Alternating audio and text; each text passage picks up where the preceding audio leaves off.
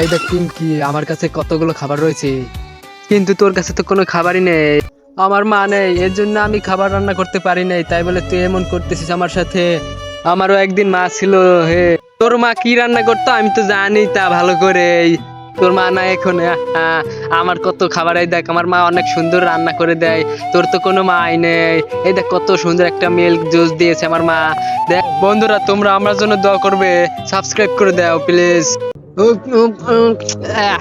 কি স্বাদ! এইসব খাবার তো তুই কখনোই পাবি না। এই ঝর্ণা, তুই এমন করিস কেন? আমার দাদি যা রান্না করে দিয়েছে আমি তাই খাবো।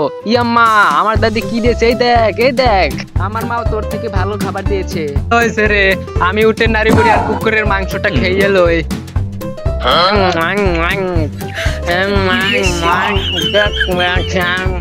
আমার মা খুব সুস্বাদু খাবার দিয়েছে।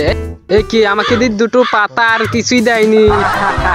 তোর মা কিছু তো দেয়ই নাই রে, তুই আমাকে এটাই আমি খেয়ে। তোর বন্ধুরা, ভিডিওটি ভালো লাগলে অবশ্যই সাবস্ক্রাইব করে দিও।